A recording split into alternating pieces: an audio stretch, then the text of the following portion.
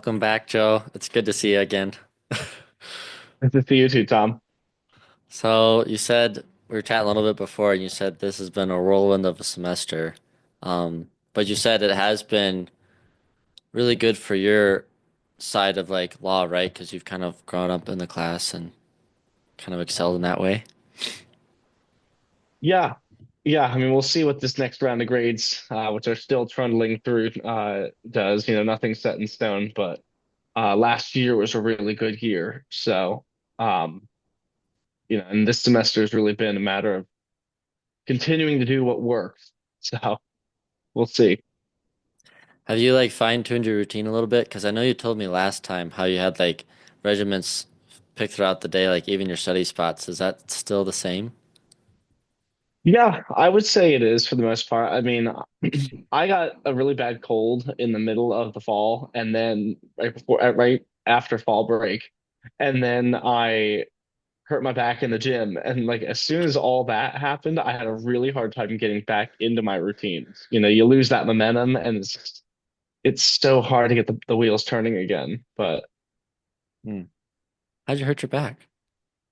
I was doing V-ups with a 25-pound plate and I got sloppy and I started lifting with my back and not my core. And then it was like, no, yeah, and then I got sick and skipped the gym for a week. And then the week after that, it was just like my back, I guess being off of it for, not working out for a week, it finally had an opportunity to catch up with me doing the V-ups from that like end of that previous week. And I just was in pain.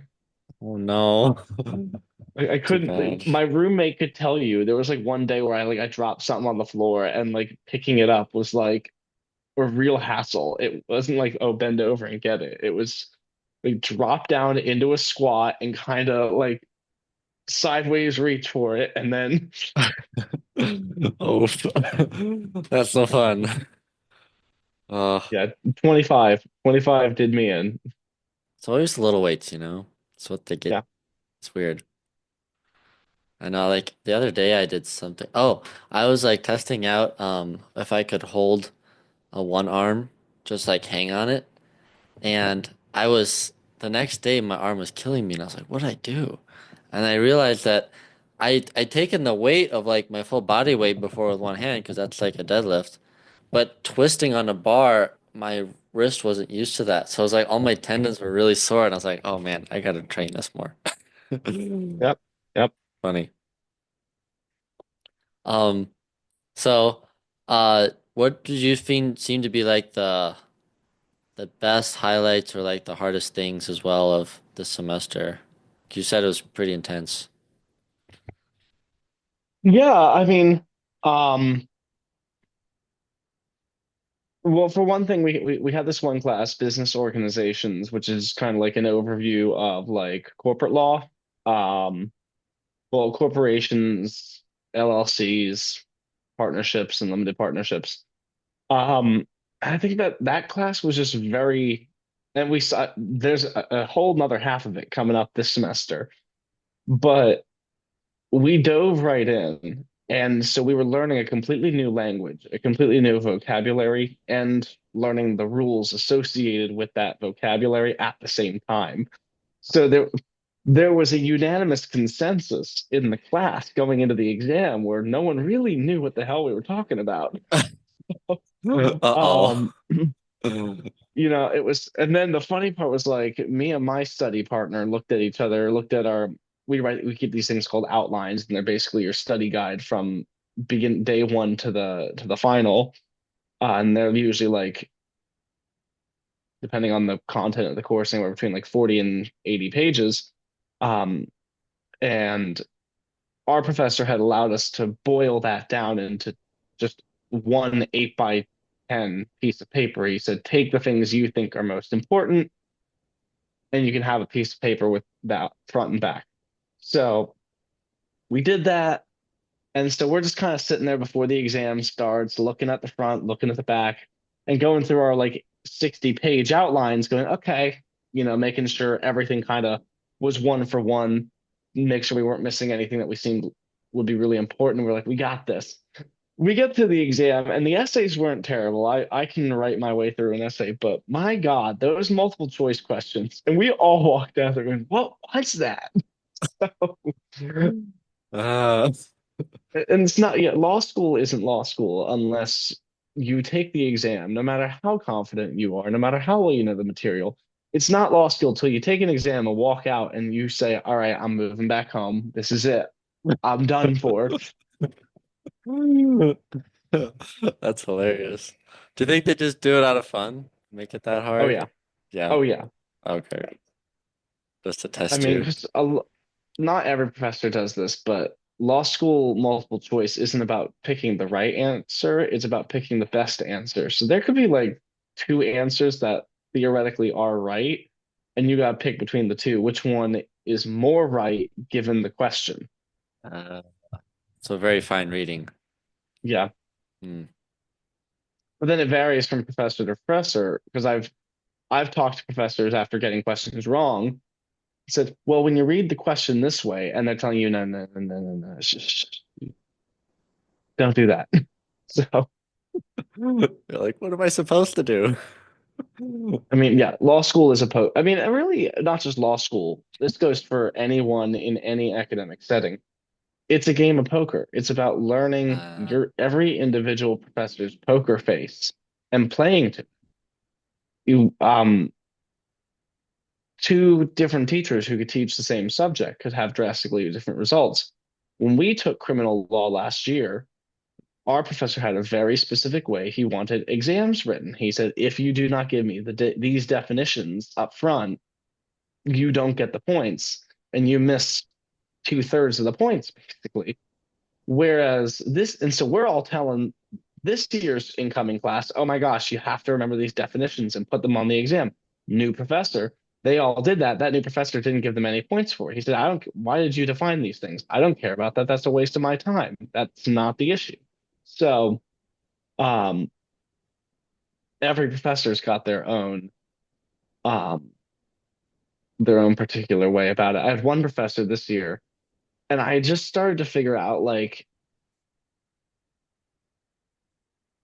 this professor has a particular has particular political views, um, and just sort of the things you pick up during the year in class. And so then on my exam, I was very clear to write, you be very specific about wording. I didn't say discrimination based on sex. I said discrimination based on gender identity because I knew that was something that like uh, that would resonate more. And I think it did because I did very well on that exam. Um, so it's about listening and about tailoring what you do to the individual professor. do you think, I don't know much at all about the law world, but it seems like at least in most movies there's a lot of emphasis on how the lawyers watching like the witness people on the stand, like figuring out did they mess something up? Is there evidence not lining up? Do you think that's what the professors are trying to teach you now, like with their different styles? I think so. I think to a degree.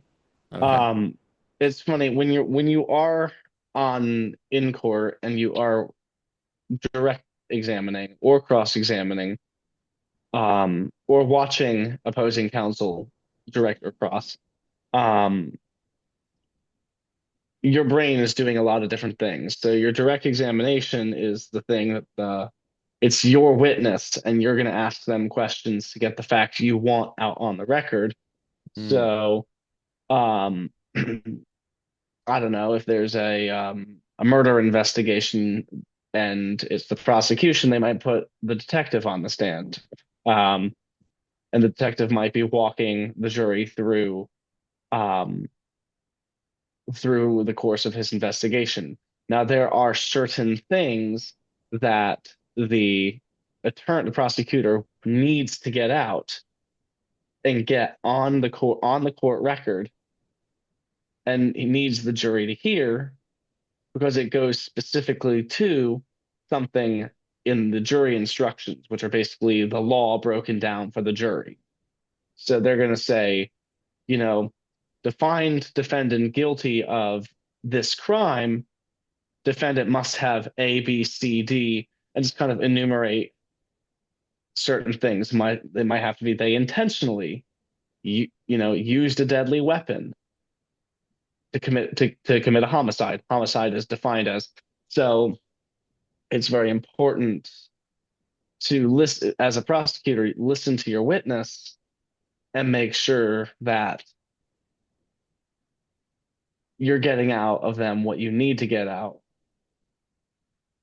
And then, of course, opposing counsel's job is to be listening during all that and make sure there's and pick any holes in it. Where are the inconsistencies? Where are the flaws? And of course, you have time. You're typically going to be able to pick a lot of this stuff apart ahead of time based on whatever documents come through in the discovery phase, pre-trial, whether that's affidavits, depositions, whatnot, the interviews, the evidence. But I would agree. I would agree with you. I do think the professors are doing that to specifically to prepare us. And I think though it does go beyond law school. I mean, it was Mm. really the way that things were in college for us. I mean, I had, I can think of at least one professor where my paper grade with her went up significantly from beginning to end when I figured out how she wanted me to write a paper for her, and that was different to how other professors wanted the paper written for them. Yeah. Um, and that was why I was always in their offices and showing them drafts and being like, "Is this what you want?" Um, because those professors would drop breadcrumbs. I remember one of our theology professors. I went to him with something and he was just like throwing these little breadcrumbs, like, oh, you should look at this resource or you should research on this website. And guess what? He wrote the one blog um, that he wanted Ah. me to cite to. So, um, Hilarious. and you better believe I cited it. So, Hmm. Yeah, I was just curious because I guess that's the thing I've seen to be the most prominent is, um, at least portrayed through cinema, how well the lawyer has to pay attention towards all the evidence being said, and then pretty much making the narrative that best fits his side based on what the evidence he's asking. So I just was wondering if that's kind of like they're trying to pry that out of you right now with all the grading and like being really attentive to the multiple choices, like really get clear exactly what you're looking for, maybe. yeah, As a I think very so. distant observer from a very far away place. I definitely agree. I mean, when Okay. when you're in court, and I'm sure it's the same in I mean, because outside of criminal law, very few lawyers will ever see the inside of a courtroom because they are, big personal injury firms. They're just trying to settle. They're just going to try and get the client the money without having to go to court. So they're just going and negotiating with the other parties, um, and finding an amount that everyone's happy with. Um, a lot of lawyers are transactional lawyers. They're signing contracts. They are overseeing transactions between businesses, sale of property, writing and drafting and settling wills, estates, trusts. Um, but I'm sure that the skills that you learn in law school that transfer to the courtroom also we could transfer to those other areas as well. I've had the most hands-on experience with the court because I've been on mock trial this semester. Going to continue to be on mock trial for the next year and a half. Could you share a little bit what that's like? Because we talked about it beforehand, but it seems really cool. Yeah, I mean, at our law school, mock trial is a it's a full-time commitment. You are given a packet with everything you need for the case. So that would be uh, all like the fake court documents, the complaint or the criminal charges, the jury instructions. Um, they will include some documents like whether it's prior testimony from the preliminary hearing or an affidavit or a deposition, something for the witnesses that you'll actually be calling in the trial. And it's something to establish what their facts are and basically give you parameters to work within. That they can't bring in anything on the stand that isn't in the packet. So if the packet, your witness says, I saw the guy and he was a white guy with glasses, they can't get on the stand and say, I saw the guy, he was a white guy with glasses and a mustache. Because now he's making up a fact and that's against the rules. Um, then at the same time, our witnesses are humans too, and if they do say something that's at least inconsistent with the facts, you have the discretion to impeach them. And impeaching is just attacking their credibility. They say something that is inconsistent with something maybe they put in their report, then you can remind them. But you did write this in a report, or you did say this in a prior testimony. And there, nowhere here did you say they had a mustache? And just without directly saying you're a liar, just call the court's attention to this inconsistency and let the jury decide how credible the witness is now. Um, so you get that in the packet, and then you get all the other exhibits, photos of the crime scene, any reports. And what we do on trial team is as soon as we get the packet, we are going through all those exhibits and bouncing them off of the federal rules of evidence and figuring out, all right, which ones do we want in? What are some ways that the other party can object to these things from coming in? Which ones do we not want to get in, and how do we keep them out? Mm, And the okay. federal rules of evidence, there are certain things that do not come in. And like everything with law, there are exceptions to those rules. So, um, and the game of evidence is a giant game of tennis. So if I object to something, um, if I object to something on the basis of it being hearsay, which is an out of court statement made for the truth of the matter asserted, and opposing counsel says, well, it's not hearsay because we're not using it for its truth, then they immediately you then want to say, well, I also then if it's not being used for its truth, it's not relevant, and I object to relevance. So it's kind of like knowing the rules, knowing how all these rules fit in their head, fit together, excuse me, in your head, and then just kind of with the tennis racket back and forth until the judge makes a ruling or tells you to shut up. Have you had a moment in your mock trial or just like, oh yeah, I just zinged that one. That was awesome. Like you just kind of Um, like pull something up. so I was not, we hadn't finished evidence class by the time I had my first and only trial. So I didn't with any rules of evidence, but my opening statement was really good. So trials pretty much are how they are in the movies, maybe a little less dramatic and a lot more grounding, like actual legal grounding for the objections.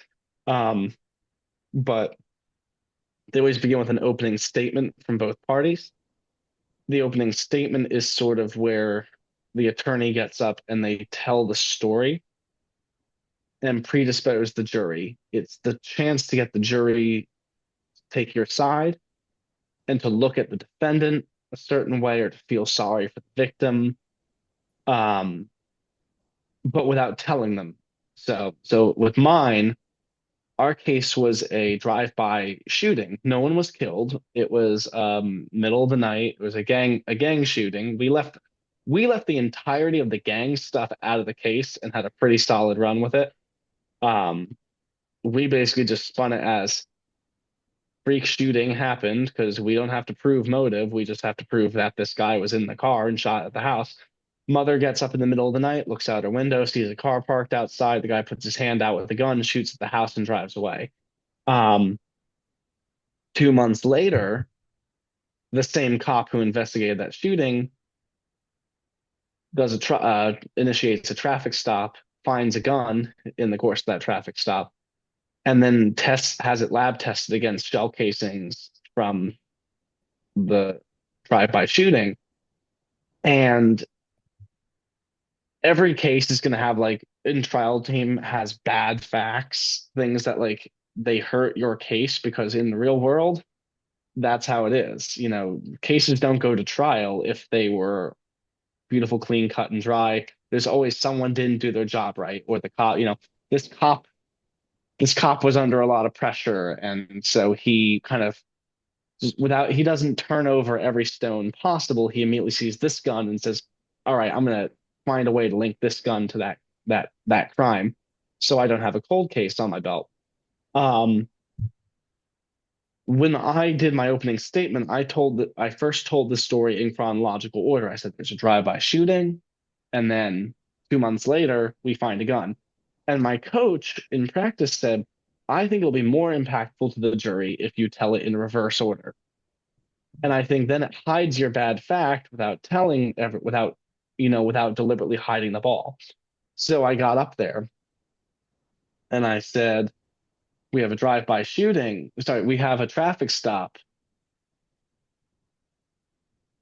that, without the cop knowing it, sheds light on a cold case. My hook was a routine traffic stop puts the heat on a case that's 2 months cold. Ooh, Um, I like that. and when you That's tell the good. story in reverse order, it's like, okay, we got this drive-by, now we got this gun, and the evidence is going to show this gun is related to something more sinister. Oh my gosh, there was this drive-by shooting. Um, that felt good. Long answer to a short question. When I did that opening statement, the first night, it set the tone. I'm the first person to go up at the beginning of the trial. We had two jurors in the box and then a bailiff who she's just there to keep time and make sure that the rules are being followed. Because in competition, you're only allowed up to 75 minutes on each side. So she's running the timer and making sure that, Mm. you know, no one's about to run overtime. And then if we ask for a time check, she's got that. And they're all just like, I had them on like the first words. Um, and the bailiff's like kind of smiling, like she's enjoying the story. Um, and I just remember like, what was it? There,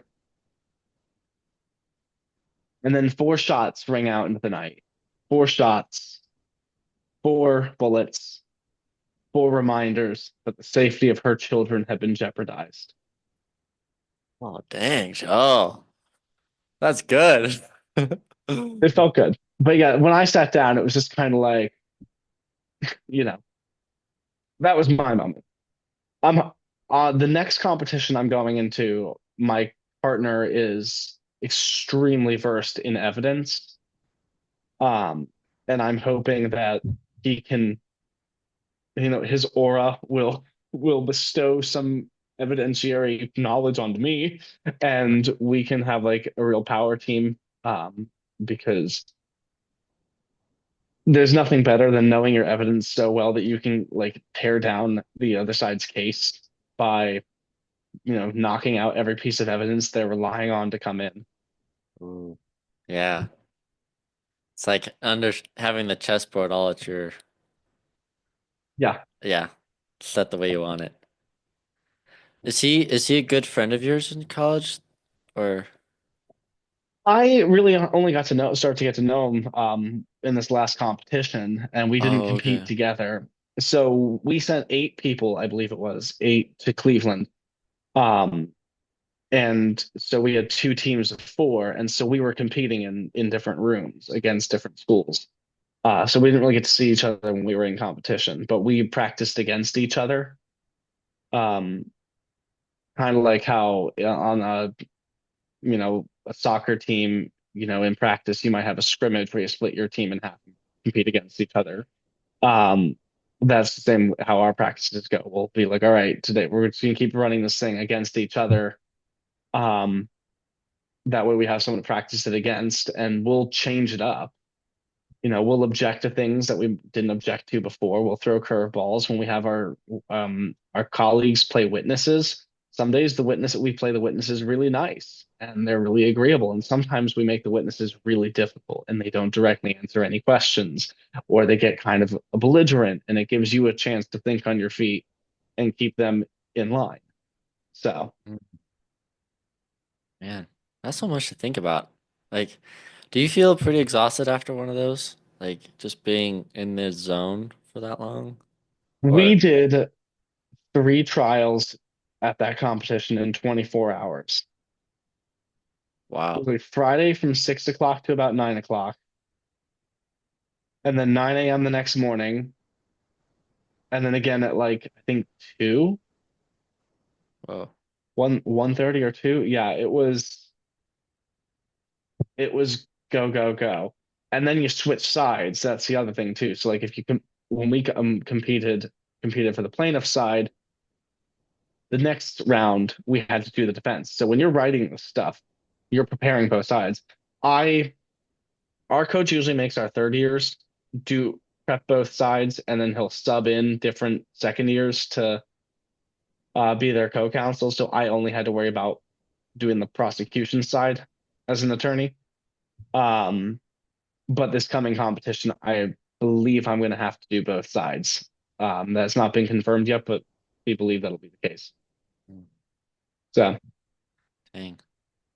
So what happens if you win the competition? Or do you win a competition if you compete? yeah, you do, because You basically do. what will happen is our trial team, a lot of these competitions we're going up against big schools like William and Mary and Harvard, and um, ones that have really high ranked trial teams. We're finally nationally ranked ONU. I think we're in the 30s right now, which is a huge improvement from where we were. I don't know where we are going to go this year, um, but we had really good runs in all the competitions that we sent teammates, competitors to. We went to 3 competitions this year, so there were 4 this semester. There was the National Trial League, which um, is like Zoom. They're like shorter Zoom competitions, and that was all throughout the semester, every 2 weeks. Um, and we had a pretty good ranking on that. And I think we move on to the play. They're called the playoffs because now we're getting ready for like they're getting ready for a bigger thing. It's not going to be a micro trial, but like big, like the other competitions. Um, Case Classic, which is the one I went to, that's hosted by Case Western in Cleveland. Um, I cannot remember the name of the competition in Puerto Rico, but we sent some people to Puerto Rico and we ranked pretty well there. And then we sent competitors to Columbus for another one. And so there were 4 this semester, and that one we did really well as well. When you win, basically, I think it's top 4 move on to the semifinals, and I think they changed the case up on you a bunch. And then you get if you win, in the bracket, you get a trophy, bragging rights, Just maybe some money for the school. But it's usually just uh a trophy. uh that's something, I guess. Experience is what it's really there for. Right, Because yeah. like if you want to go into litigation, Yeah. they're going to ask you in an interview how much litigation experience do you have? And when you're just out of law school, how you gonna where are you gonna get that experience? So being I able to say see. you were on trial team is really beneficial for that. Ah, that makes a lot of sense. So how do you get selected to be on the trial team? Our school does tryouts. I think a lot of them do. Um, I don't know what other schools do. For us, we had a closing argument competition. So at the end of the trial, co-counsel gets up, um, where the attorney will get up and tell the jury how all the pieces fit together. So it's kind of like the opening statement, but you can be more argumentative because now you can say, this is what happened, and be more definitive about things. Whereas the opening statement is more kind of like just giving them a preview of what they're going to see, what they're going to hear. Um, so our competition, we all had to write a closing statement, a closing argument, excuse me. And that was our mock trial tryouts. This year, I think we're going to make them write either an open or a close and do either a direct or a cross. I can't remember. They're going to have to write a little bit more, but I think it'll be a little more streamlined than getting up and get everyone having to give a 8 minute or speech, basically.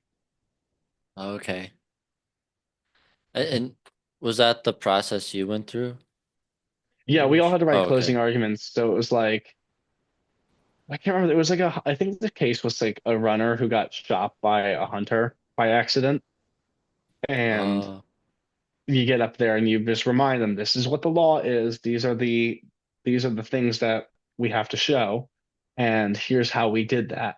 And with a closing argument, both prosecution goes, defense goes, then prosecution gets the last word and has rebuttal time, and they get a few minutes just to kind of pick a few more holes in whatever the defense said. Um, and usually with rebuttal, you might have something canned that you've written ahead of time just in case you don't have anything to flip. But the idea is you take whatever the last person said and you flip it on them.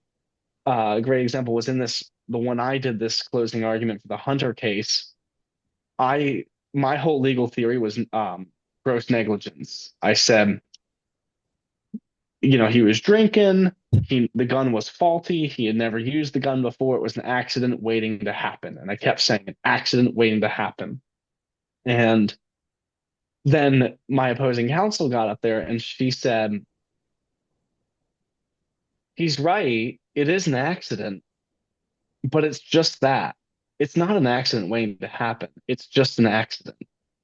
And then went through like why and like you automatically get points if you can listen to what the other side says. And if you get an opportunity to respond, take it and flip it back on them. mm, Um, in our trial,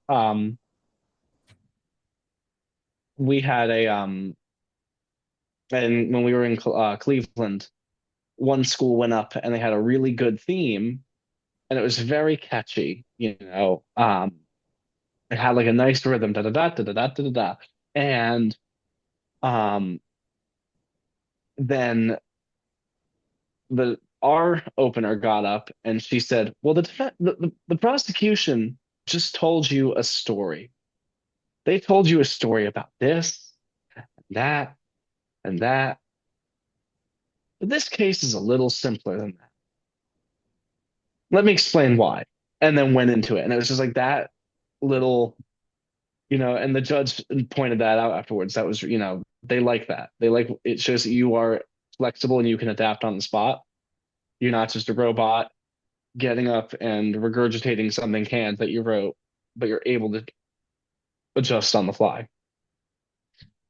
that makes a lot of sense. I mean, my coworker Blaine, he was the victim advocate for a couple of years in Lander, and so he knows all the judges and the lawyers, and he was saying that um he found that the ones that have the most charisma on in the courthouse generally win the case. So like understanding people, understanding how to speak to get people's attention is what really draws the jury to make the decision at the end. And he said that he knows a really brilliant lawyer, but he said he just doesn't have any people skills, so he can bring a bulletproof case, but he can't present it as well, and that just detracts from his credibility.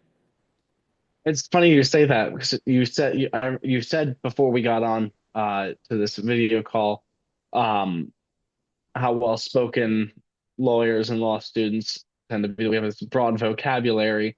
Um, that works against us. When I Ah. got up and started practicing and doing my opening, my coach was like, "This sounds great, but you're talking like a law student." And he said, you have to assume that someone in your jury never got past a high school education, um, if that. So he was like, he's like, don't, be smart about it, but take what you wrote, throw it in ChatGPT and say, my audience is 9-year-olds. Please revise.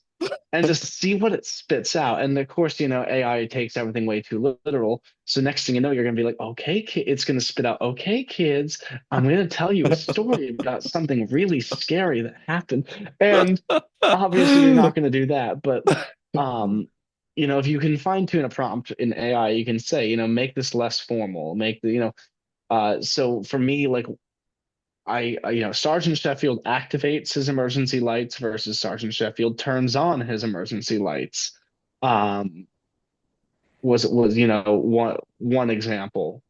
Um, Instead of he initiates a chase, I just said instead there's a chase. Just something that's a little more informal. Hmm. Um,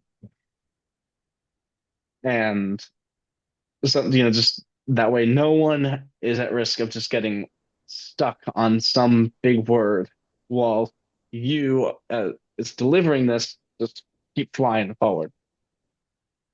That makes a lot of sense. It's funny you mentioned that because I follow a guy and he said his name's Alex Harmozy and he's a business guy and he talks about how whenever you write something for your business, like your ad copy or whatever, he said just put in a third level grade reader.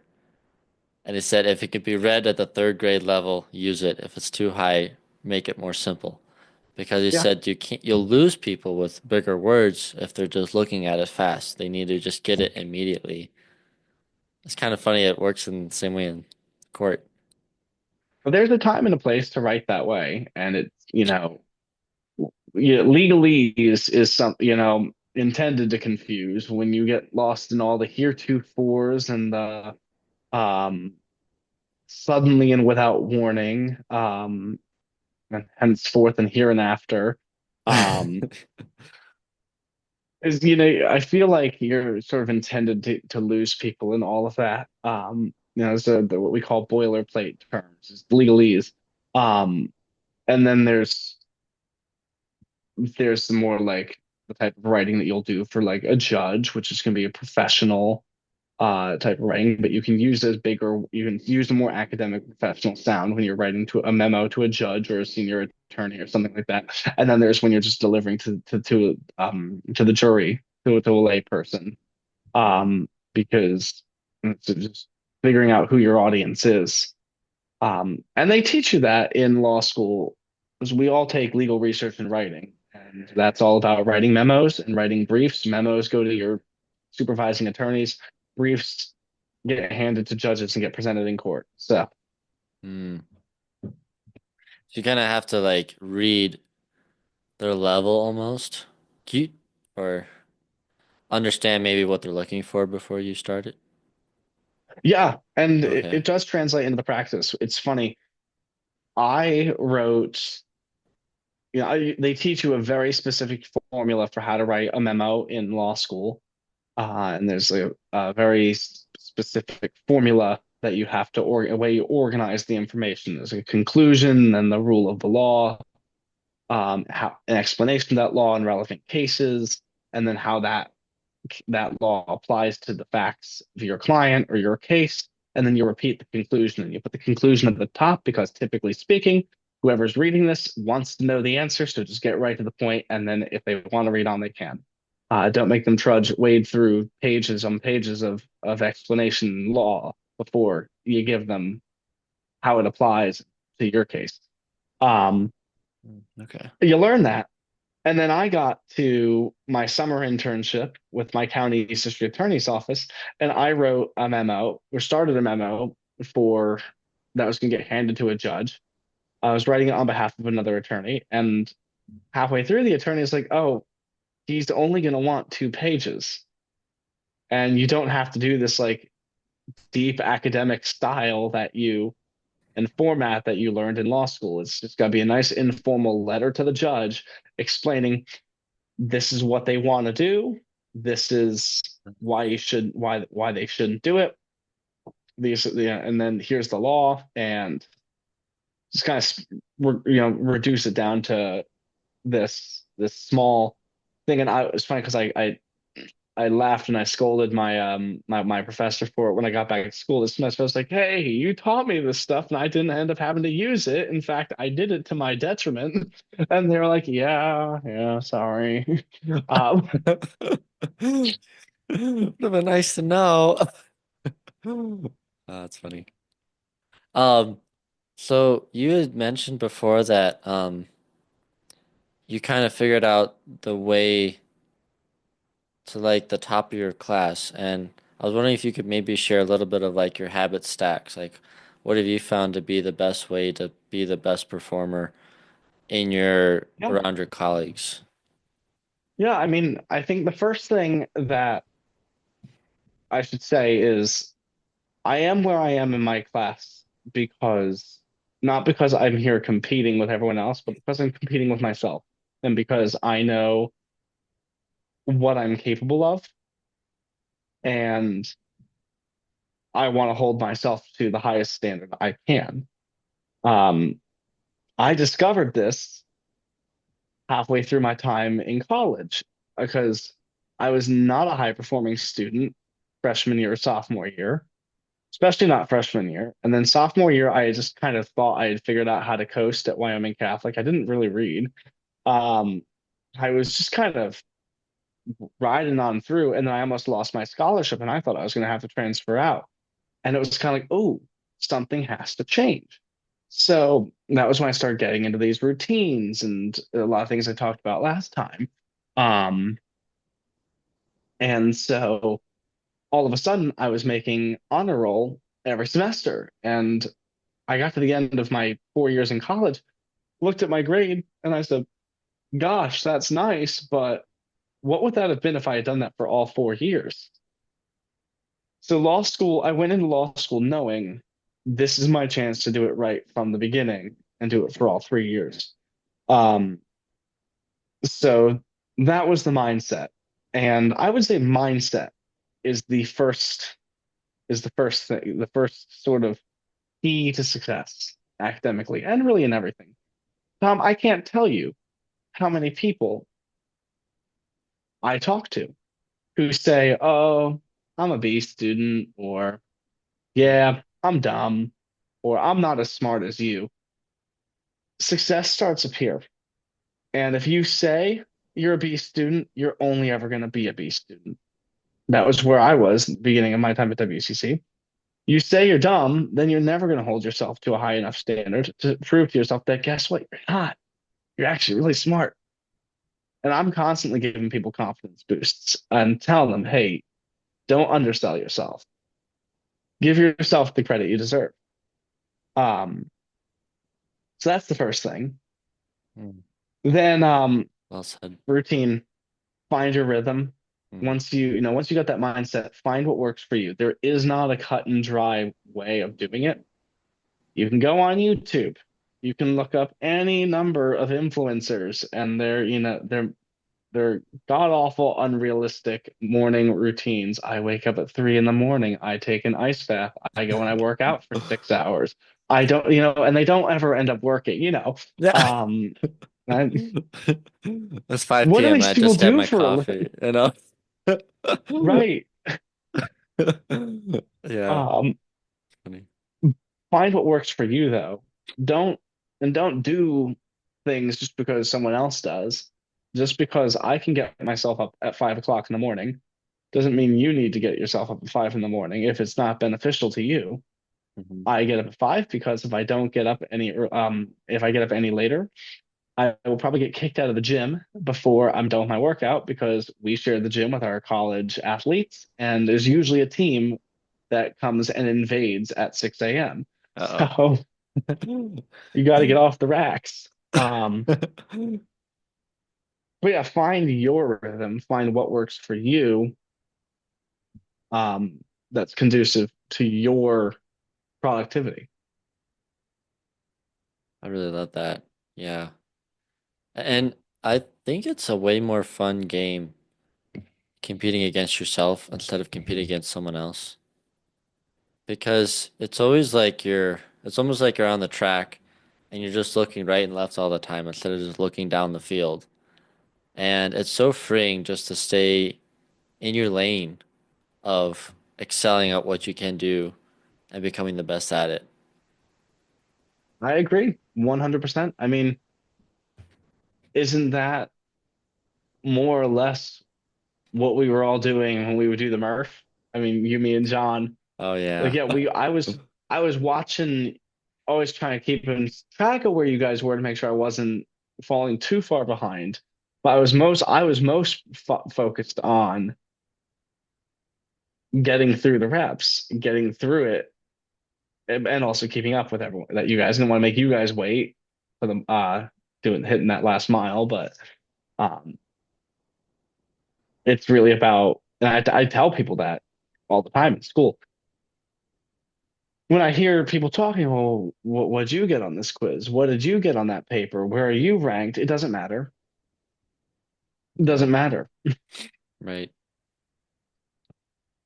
I also treat school like a job, and I think that's really important. Mm. Classes, you're only going to be in class for a few hours a day,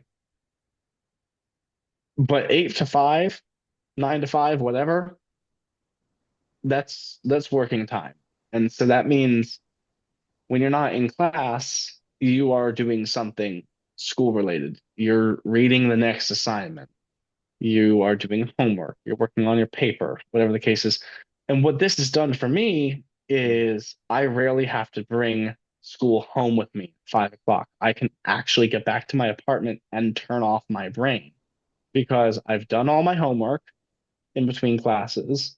Um, or I have room in my schedule in the evening to do my what bigger projects, like if I have a writing assignment that I have to do for one of the journals I'm on, or I have time to think about trial team and I don't feel like I got anything looming over my head. Um, so 8 to 5, you're in school mode. I'm in school mode. I find a good place to study, um, which I know I talked about last time, whether that's on a quiet side of a library or coffee shop or wherever works for you. Um, and don't be afraid to change up where that is as needed. Mm. I might go and study in one spot for an hour and then start to feel restless and get up, go for a walk, take my computer with me, and then post up somewhere else. Yeah. I really like that. I've been noticing, well, I've been trying to adopt the mindset of eliminate distractions to stay focused because I think I understand things at the get-go easily, but then I don't look into it to understand it deeply. So lately I've been working on building up a marketplace for Lifeline, and a lot of it is just reading through the manuals, like the online manuals of how to make the software work. And it's just kind of boring because it's like do this and do that. This does this and this does that, da da da da. And it's just it takes a while to read through all that, but you need to in order to actually like get your job done. But Yep. I notice I'm like, oh wait, I should check this. I should check that. I should see if anyone sent a message or if my follow-ups are coming in or whatever. And it's really, no, you should just stay in the game and practice that continual engagement of like figuring out the task at hand. So I do like that though of just posting up, like take a break if you need it, but then just keep at the grind. Yeah. Yeah, I mean, and that kind of brings me to the other two more points. I think it's important to prioritize and triage as needed. They told us at Wyoming Catholic College you need to put X number of hours in for every hour of class. And they tell you the same thing in law school. I don't agree with that because that means you're probably reading every single assignment with the same degree of particularity. Mm, You're reading in law school, you read a lot of cases. And that statistic would require you to read every word of every case, just mull over, or maybe even read it twice. I don't know. Um, just simply not sustainable. That's how you burn yourself out, unless that's you, and no judgment if that is. Um, I knew for me, I put 12 hours of reading into my first weekend at law school, and I knew that would not be sustainable long term. So going back to sort of this idea of, law school being a poker face, read a poker game, reading the professor's poker face, figure out what really is the most important thing to be reading for, and then look for that, read that in detail and skim the rest. Hmm. Um, and figure out what's most important. If you have an enormous writing assignment, you're in college, you've got a huge paper due, that's probably going to be your priority, and put the other stuff on the back burner based on how important it is. Um, Reading cases in law school is important, but also if knowing the rule is probably more important. Um, so if I'm not, I very rarely read cases in great detail anymore. I Mm. I skim what needs to be skimmed. Um, if I know I'm not going to be called on for something, I might not even do the reading. I might just go and look up a summary of the case online and understand, because at the end of the day, the professor is going to tell you what you need to get out of that case. Um, so, you know, but it's all a matter of a game of figuring out what is the most important thing. And if I don't have anything else on my plate, then yeah, I will crack into those readings because they have to get done. But I'm not going to tear myself up about it if I've got something else on my plate. So prioritize, triage is needed. And then know the end goal, because it's one thing, in law school, it's one thing to know the rules. It's another thing to know how to apply the rules. Law exams are applying the rules. You have to be able to, in an essay, you have to say, this is what the rule is. And now I have to take this completely new set of facts and run it through the rule like like a mathematical formula almost. Your analysis is the meat of your essay. Multiple choice questions are also big chunks of at least my exams. I suck at multiple choice. So I could sit there and commit rules to memory, but if I know I'm going into a multiple choice final, I should be running practice multiple choice questions. Right. And I know a lot of people who fritter their study time away trying to get rules into their heads or get formulas into their heads. What would the point be for someone who's in some sort of academic program with a lot of math, just to commit the formulas into their brain without doing practice problems where they actually apply the formula?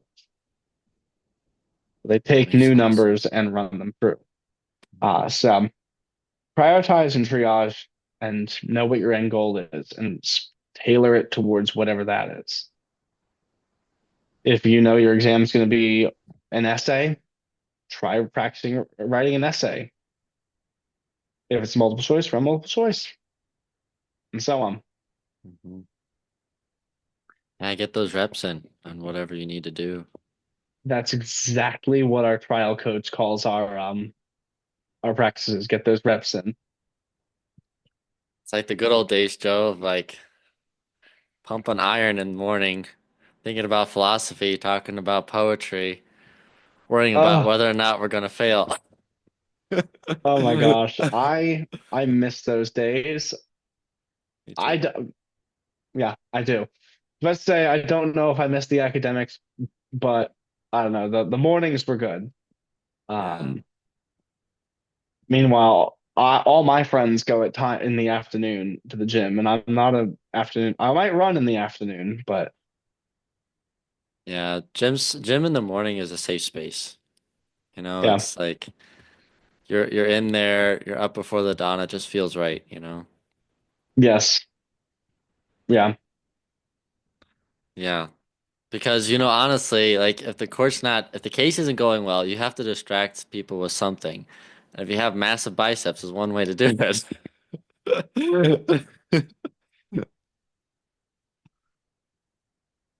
no comment. Well, I wanted to ask you if there's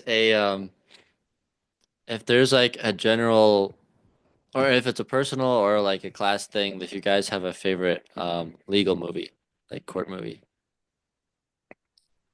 Um,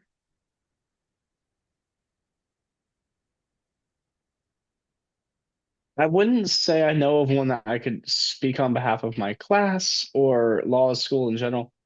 My personal favorite will always be My Cousin Vinny. Yeah, Um, it's really the best. My Cousin Vinny is also a masterclass in trial advocacy. That movie is very, very accurate to how it really is, minus the cringe humor. Um, the trial procedure in that movie is very well represented. I believe that one of our trial advocacy professors has shown clips from that movie in the past. Um, that one's really good. Our ethics professor just made us watch The Lincoln Lawyer this semester with Matthew McConaughey. Um, that's a really good one. We watched that one more to just dissect what are the ethical violations in it, but Okay. that's going lawyers. That's next summer for me, the ethics exam. Not looking forward to that. What's in that? It's a long multiple choice essay about like, you know, don't a lot of stuff is relatively intuitive, but they word it in a very obtuse way. It's like, guess what? Don't don't help your client commit fraud. Don't sleep with your client. Uh oh yeah. Don't, do this shady thing with money behind your client's back. Don't bill your client for hours that you didn't work. Things like that. Makes sense. Yeah. Just keep it straight. Yeah. Yeah. Huh. But yeah, I would say that the Lincoln Lawyers probably a close second, but My Cousin Vinny's number one. Yeah. Um, most, I would say next to My Cousin Vinny, Legally Blonde, actually. Oh, A lot of people. I have not talked to a single person in law school who has not seen Legally Blonde. that's a classic. I mean, very well done movie. Yeah, another one that like very surprisingly accurate to law school in a lot of ways. For the cattiness, the um little little bit like the drama that goes on in law school socially, but also like the academics. In her civil procedure class, the first case that they read is Gordon v. Steele, and that was the first case in our textbook, and that was the first case we talked about in civil procedure. Hmm. Um, and not only that, but the movie like knew what that case was about because then the teacher goes on to ask about diversity jurisdiction, which is the first thing you learn in civil procedures. Like they did their homework. They knew what they were talking about in that movie. So That's really cool. I'm not sure about her practicing law at the end of the movie when she's in the courtroom because most states, I believe you can get a legal intern certificate, but it's not until after your like second halfway through your second year. I don't know of a state where she could do what she did legally as a first year law student. Oh, so she's jumping the gun a bit. Just a little bit, yeah. Like my county here, if I were to go back to the DA's office next summer, which I'm not, I've got a internship lined up at a personal injury firm. Um, our second year interns at the DA's office do preliminary hearings. So they're certified legal interns and an attorney from the office accompanies them and they're in court all day and they are making sure they're basically presenting cases to the judge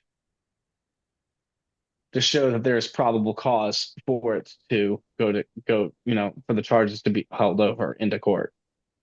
Is there even a case here? Ah, So gotcha.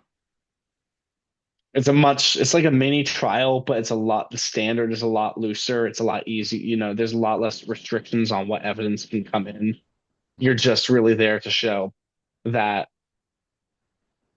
the facts are such that a reasonable jury could find for you in this case. So I gotcha.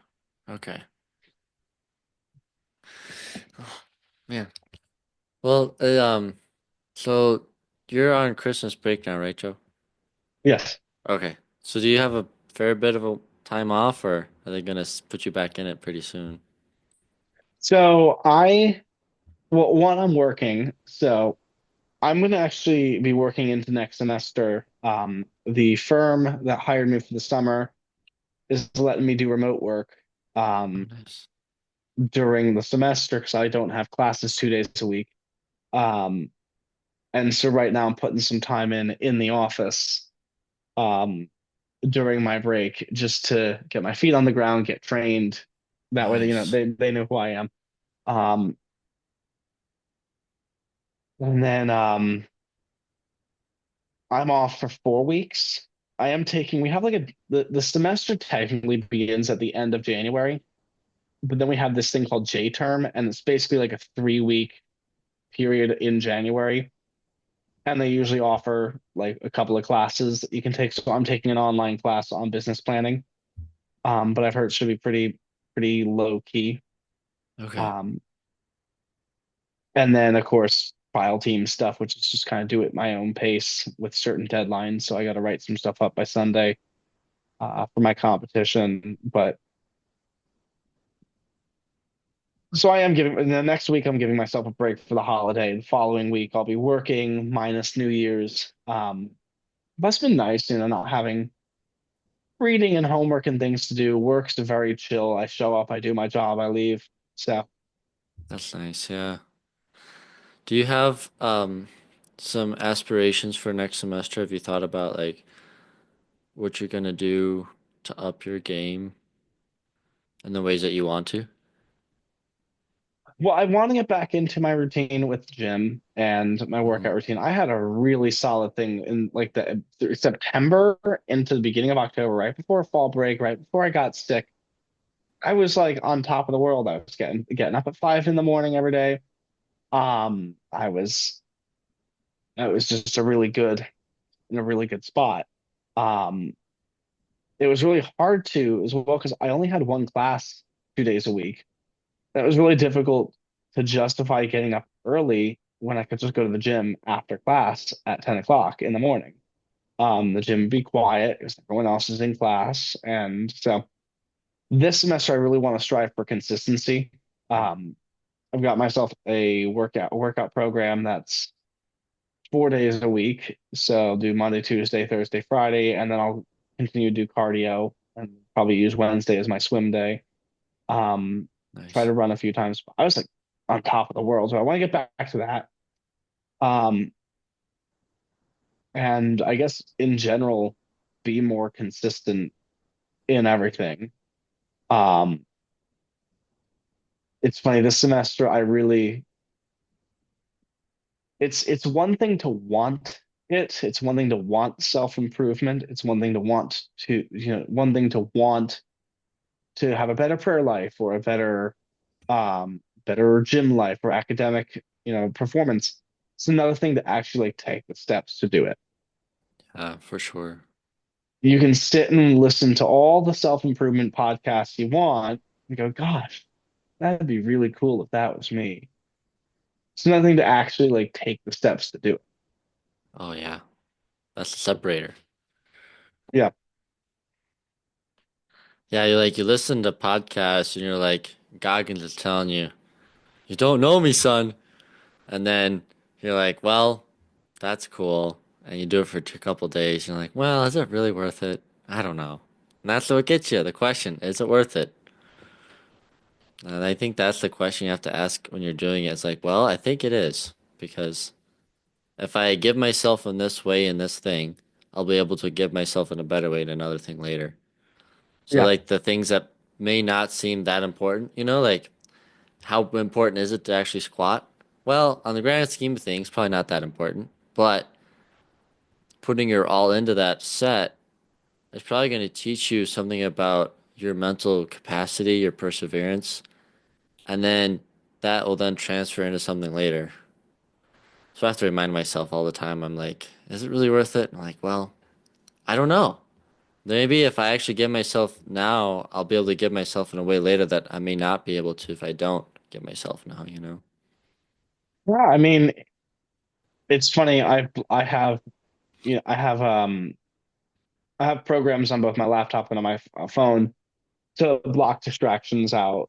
Um, and I'll block them impulsively and I'll go like 0 to 100. So I'll be like, on my phone and like have YouTube unblocked for a period of time and then look at my screen time one day and be like, oh my God, um, let me block that and block it for 40 days.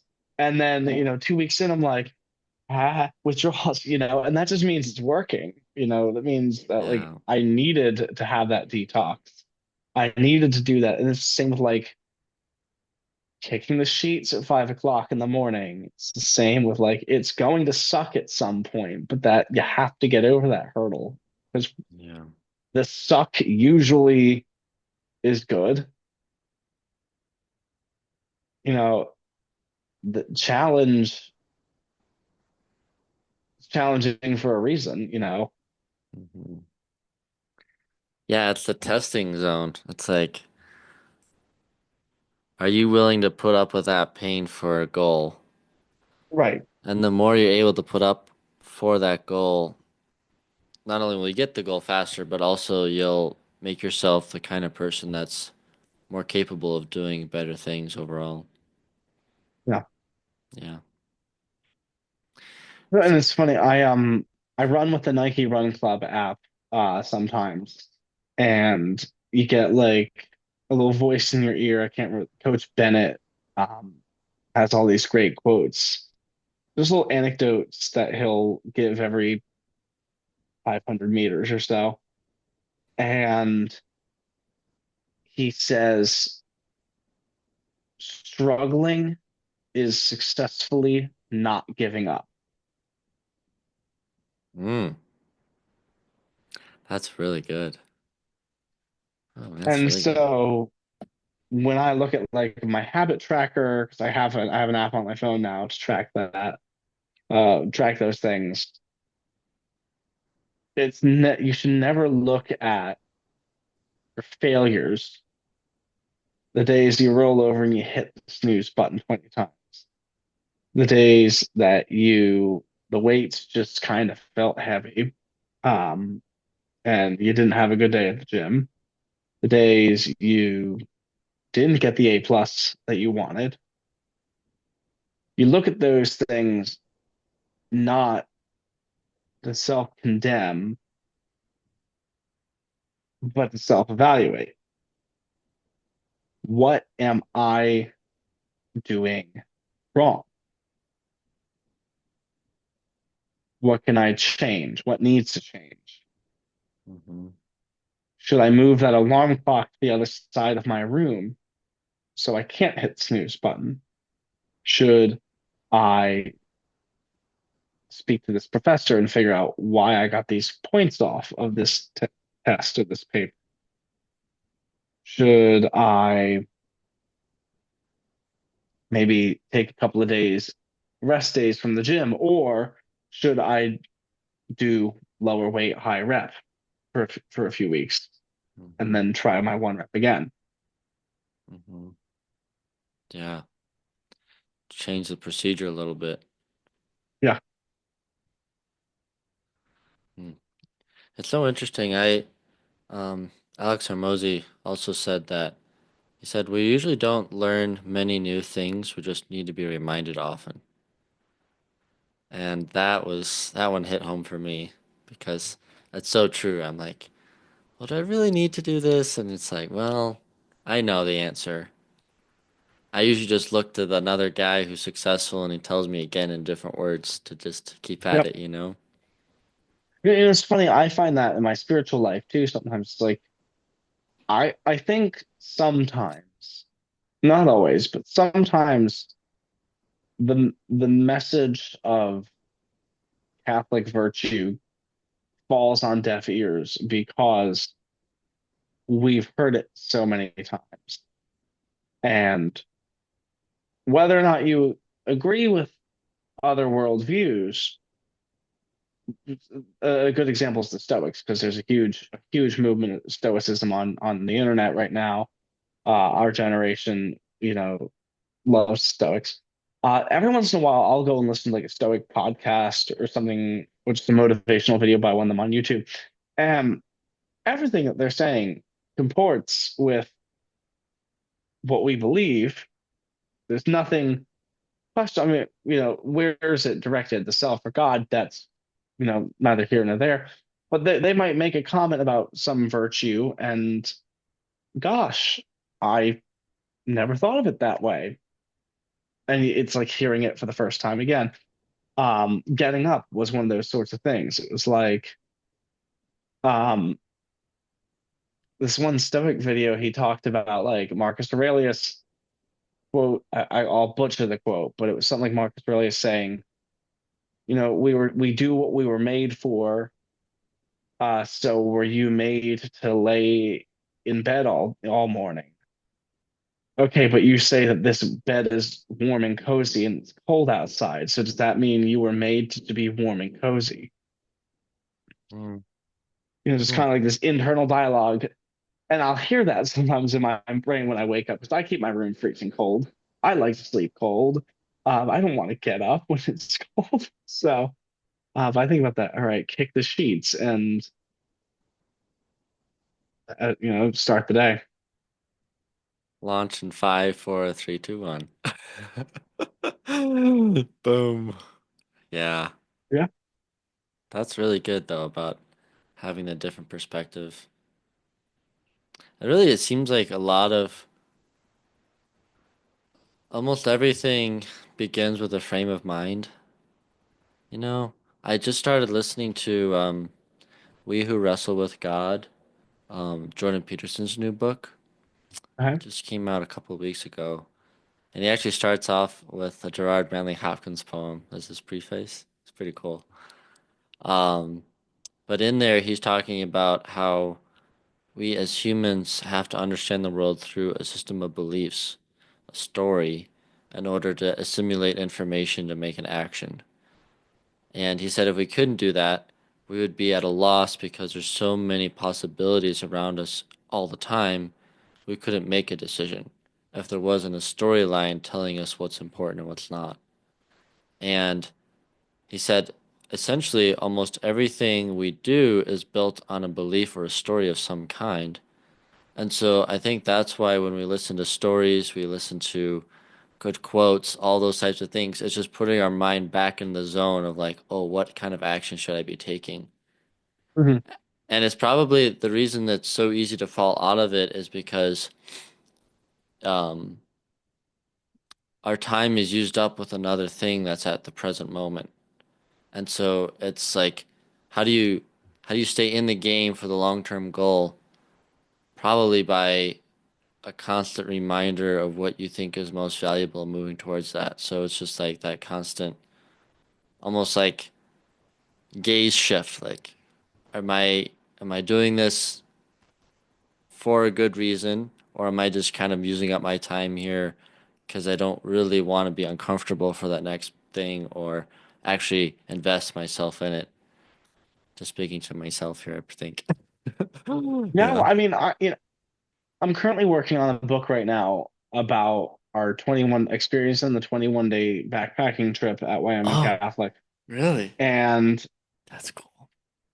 I'm taking one experience from each day, one lesson that I learned from each day of that trip, and transferring it into the front country into academic success. Because I think in a lot of ways, what I learned on that trip is kind of speaks to the principles that I've talked about tonight on how to the things that I have considered in trying to be in the top percentile of my class.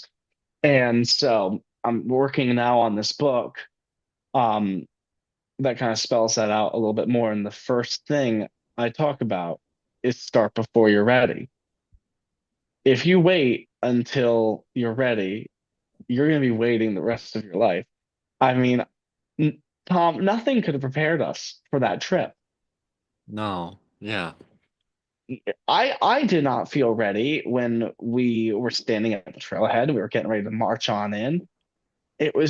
But at a certain point, Zach Carlstrom waved his trekking pole and said, "It's time to go," and we all tally hoed on in, um, one after another, and just started walking. And I remember that feeling of just being like, "I'm doing this."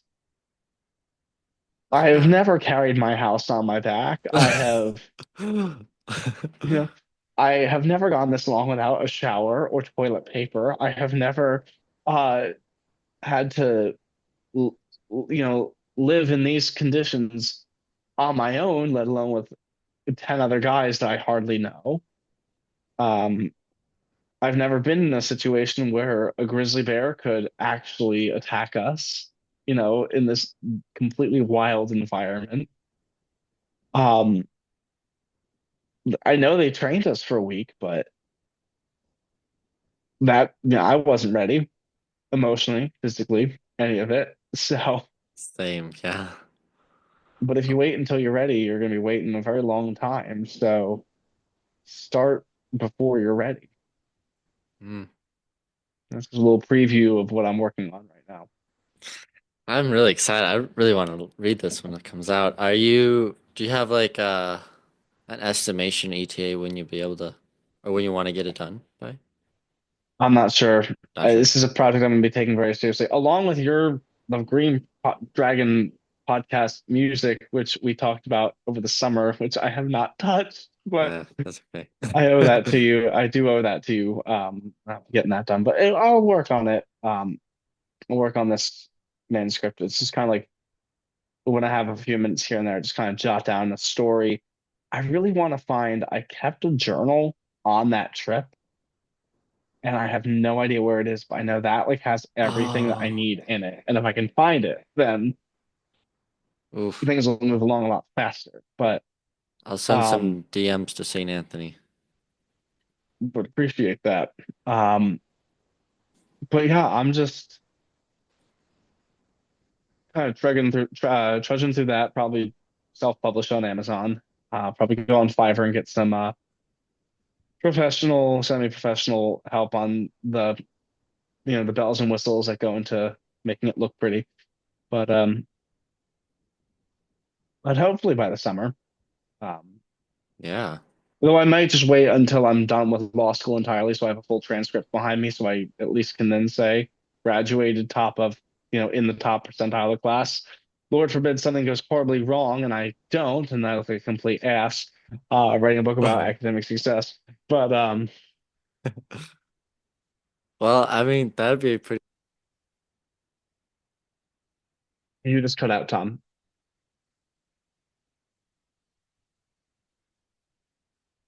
I don't know, is it me? No, it's not me. I can hear myself. No.